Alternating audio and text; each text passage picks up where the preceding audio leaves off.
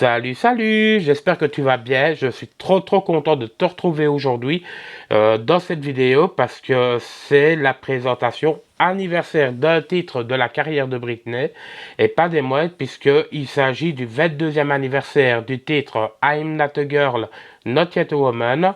Donc si tu veux en savoir davantage, n'oublie pas de t'abonner juste ici en dessous, c'est totalement gratuit et ça me fait hyper plaisir de lâcher tes petits commentaires, comme ça je peux échanger un petit peu avec vous.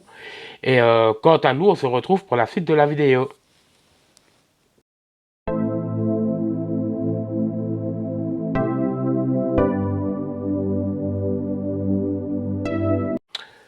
Donc voilà, dans cette vidéo, un événement un peu spécial puisque c'est l'anniversaire du titre I'm Not a Girl, Not Yet a Woman qui est sorti chez nous le 5 février 2002. Bon, je suis un petit peu en retard puisqu'on est le 25 aujourd'hui, donc j'ai quand même 20 jours de retard. Mais bon, voilà, la santé a voulu que la vidéo vous soyez tournée ultérieurement. Mais bon, c'est pas encore un problème puisqu'on est toujours dans le mois anniversaire du titre. Alors, au niveau du titre, il a connu plusieurs sorties, puisqu'il a d'abord connu une sortie aux États-Unis le 7 janvier 2002. Alors, il était diffusé uniquement en radio.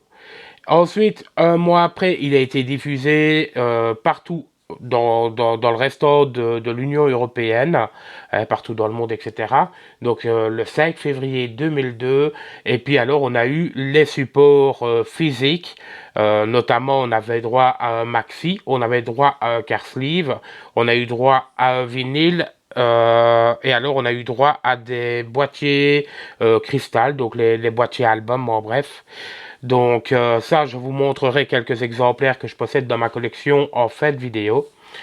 Alors pour vous donner quelques chiffres, puisque bon, j'ai pas su beaucoup travailler sur la vidéo, je sais vous donner donc la certification pour l'Australie où le titre a été classé disque d'or pour 35 000 copies écoulées et chez nos voisins anglais où le titre là a été disque d'argent avec 200 000 copies écoulées. Alors cette fois-ci, il ne s'agit pas uniquement du CD physique, il s'agit également du support comment streaming, donc tout ce qui est YouTube Music, Deezer, Spotify, etc. Donc moi je n'ai trouvé que ces deux infos-là. Au niveau de la Belgique, le titre n'a pas été dans le top 10, puisque je pense que la meilleure des places qu'il a eu dans l'ultra top ici en Belgique, c'est la place 19, si mes souvenirs sont bons. Donc malheureusement, je peux voir en fait que Britney n'est pas trop appréciée en Belgique au cours de sa carrière. Par contre, où elle est beaucoup plus, on va dire, appréciée, c'est chez les Flamands, où là, Britney fait son petit bonhomme de chemin les charts. Donc voilà.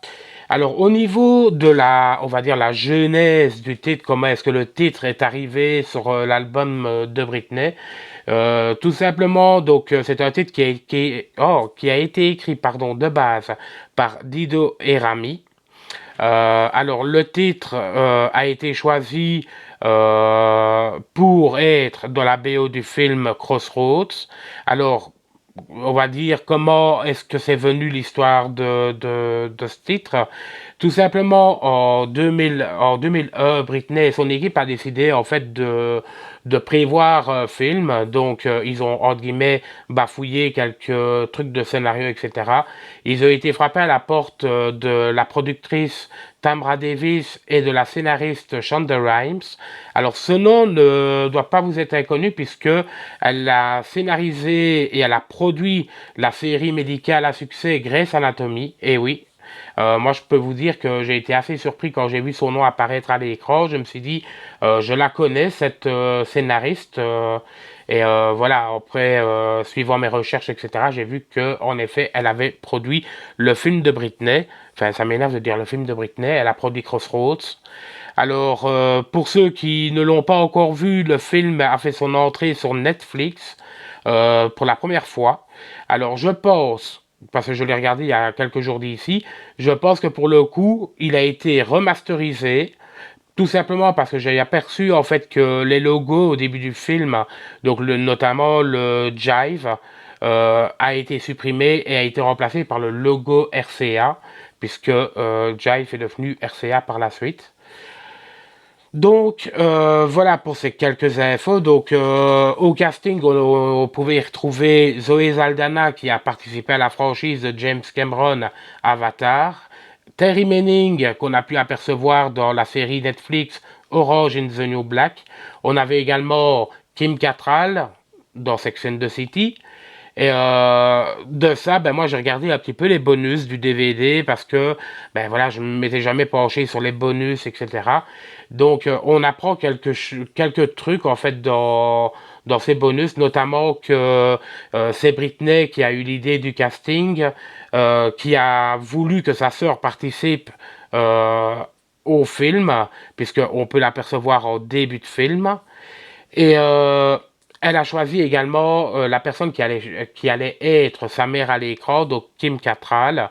Et alors, petite info, en fait, Kim Cattrall apparaît notamment dans les bonus en disant que elle a été très ravie en fait que Britney lui propose ce rôle, puisque à l'époque où était tournée la série Sex and the City, elles étaient fans en fait, toutes les actrices de Britney, elles écoutaient du Britney dans les loges, etc. Donc, quoi de mieux que pouvoir concrétiser en fait le rêve de Britney, qui était de tourner avec Kim Cattrall. Donc, j'ai appris cela dans les bonus du DVD. Et alors notamment aussi que malheureusement Britney ne compte pas retourner dans des films, mais ça c'était dans son livre La femme en moi qui est sorti en octobre l'année dernière, tout simplement parce qu'elle explique que jouer le rôle de Lucie dans le film, ça a été assez, comment est-ce que je veux dire, stressant, pour la simple et bonne raison, en fait, qu'elle ne savait pas sortir de son personnage, en fait, de tournage. Donc, elle vivait un petit peu comme Lucie, en fait, dans la vie de tous les jours. Donc, ça a été assez traumatisant pour elle. Bon, maintenant, Britney, on sait bien qu'un jour elle dit ça, le lendemain elle dit autre chose. Donc, bon, on n'est pas à l'abri de voir Britney sur grand écran ben, dans les années à venir ou quoi que ce soit. Surtout que elle ne compte pas sortir de musique, du moins dans l'immédiat. Donc peut-être que ben on va lui proposer quelques rôles dans des séries, peut-être dans des téléfilms ou quoi que ce soit. Fait bref. Au niveau du clip, le clip, ben, si vous vous en souvenez, le clip a été tourné dans le désert d'Antelope. Je pense que c'est en Amérique. Enfin, je n'ai pas regardé. Tout ce que je me souviens, que c'est le désert, enfin le désert d'Antelope, un truc ainsi. Donc on pouvait voir divers plans de Britney en fait dans le désert, etc. Et on avait incrusté dans le clip, des images du film de Britney. Donc de ça, je trouvais qu'il était assez réaliste. Et je pense qu'il a eu deux clips, puisqu'il avait le premier où les images étaient diffusées, et le deuxième, le clip était tourné rien qu'en présence de Britney. Donc c'était vraiment pas mal. Alors, on explique aussi dans les bonus que la chanson a été écrite uniquement pour le film de base, puisque dans le film, ben, si vous vous en rappelez, Britney est surprotégée par son père, qui décide tout pour elle, qui veut qu'elle fasse ce que lui a décidé. Et Britney a envie en fait d'autre chose, elle n'a pas envie de réaliser en fait les projets de son père. Donc de ça est venu I'm not a girl, not yet a woman, qui veut dire je ne suis plus une enfant mais pas encore une femme. Et alors, le titre aussi, Overprotect, a été également enregistré pour la BO du film. Comme ça, ben, vous avez un petit peu d'infos, etc. Vous n'avez pas besoin de regarder les bonus, même si j'avoue qu'il y a certains passages dedans qui ne sont vraiment pas mal. Donc voilà pour ce qui était info. Maintenant, je vais vous montrer quelques supports que je possède dans ma collection. Bon, ils ne sont pas en totalité, hein, parce que j'en ai beaucoup trop. Donc pour commencer, j'ai l'édition 45 tours, enfin maxi 45 tours, I'm Not a Girl, Not Yet a Woman. Alors il s'agit d'une édition italienne puisqu'il est sorti au label Melodica. Alors ben, le vinyle, je vais pas vous le sortir parce que bon voilà, j'ai pas envie. De toute façon, c'est un disque noir avec un label blanc et bleu. Alors dessus, on peut y retrouver deux remixes. Donc on a le Spanish Fly Club Mix, le Spanish Fly Radio Edit et en face B le Chocolate Puma Dub et la version album. Voilà pour le vinyle. Alors ensuite, au Japon, on a eu droit à deux DVD. Donc on avait les DVD comme ceci. Alors vous allez me dire pourquoi deux? Ben, tout simplement celui-ci, la feuille est en papier brillant, tandis qu'ici c'est du papier mat. Alors, c'est tout simplement en fait la photo de devant. C'est un insert en fait qu'on a mis par-dessus la pochette du single. Alors dessus, on peut y retrouver I'm Not a Girl, Not Yet a Woman, donc le clip vidéo. On a le thriller du film. Et alors, on a euh, une performance live de son show à Las Vegas. Ensuite, on a eu chez nos amis américains le CD promotionnel Crossroads, enfin I'm Not a Girl. Alors dessus, on avait deux titres, l'album version et le Call Out Research Hawk. Le promotionnel Allemagne, avec un papier insert qui explique le titre, etc. Promo, cette fois-ci, c'est le I'm Not a Girl, Not Yet a Woman Metro Remix et le Radio Edit. Donc, promotionnel français. Cette fois-ci, ben, on n'a pas de boîtier. Le promo suédois, qui est comme ceci, donc avec stickers, avec les infos, etc. Et alors au dos, on a le petit tampon qui met que c'est bien un support promotionnel. Ensuite, on a eu droit à 3 car sleeves du titre. Alors, on a l'édition belge qui est comme ceci. Et on a deux éditions pour la France.